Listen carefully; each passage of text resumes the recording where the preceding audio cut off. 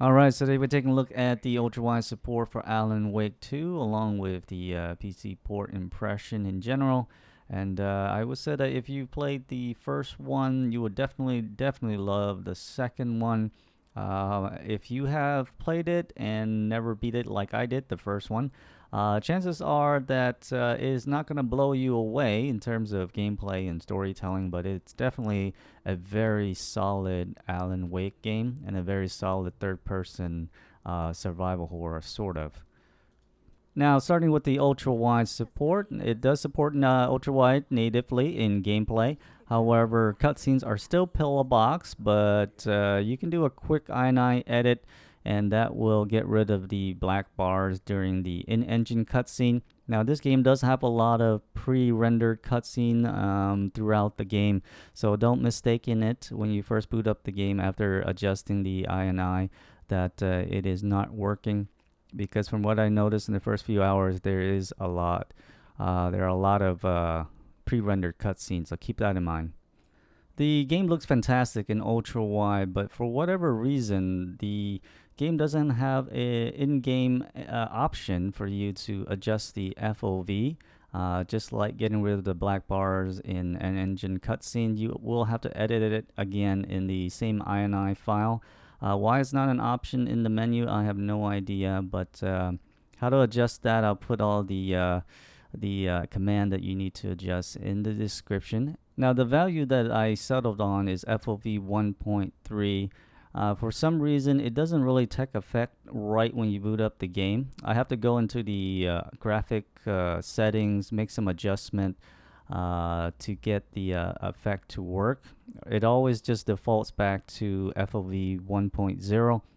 I would have to go to the graphics, adjust, like change the DLSS mode from quality to balance and back to quality, and then it adjusts the corrected FOV that I have chosen. And I have to do this every time I boot up the game or it loads a new a chapter. So it's kind of a bug, I'm not sure. So hopefully that gets sorted out. Also, if you have the camera far back enough, it seems like her right legs sometimes get really janky and it looks really awkward when she's walking. It's fine when she's running, but there's certain time where her legs just look completely jank.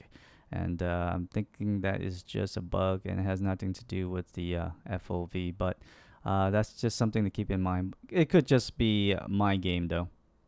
Now, performance-wise, this game actually runs pretty solid. If you have a PC that can handle it, it is a very consistent, smooth experience.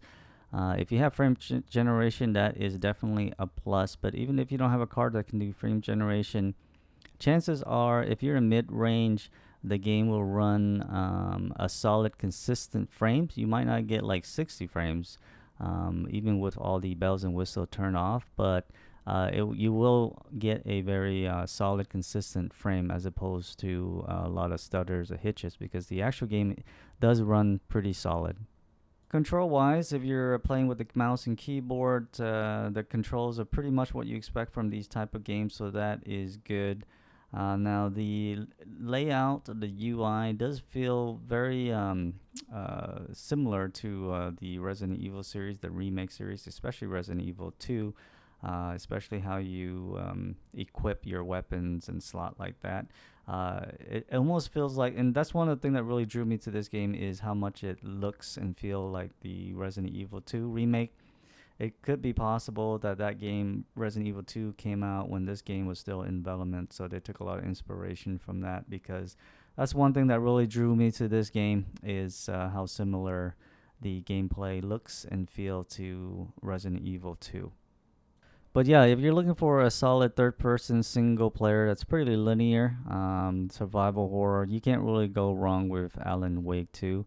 The shooting feels great, excellent audio, especially the gunfire.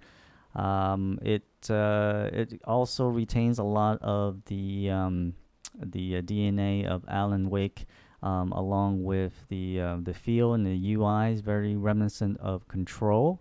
You'll notice a lot of that as well. The text, the menu layout, the font, and stuff like that. So it is, when I'm playing it, I feel like I'm playing a Resident Evil 2 game in terms of controls and character movement, but just in an Alan Wake setting, which is fine. It is perfect of both worlds for me, and that's why I picked up this game.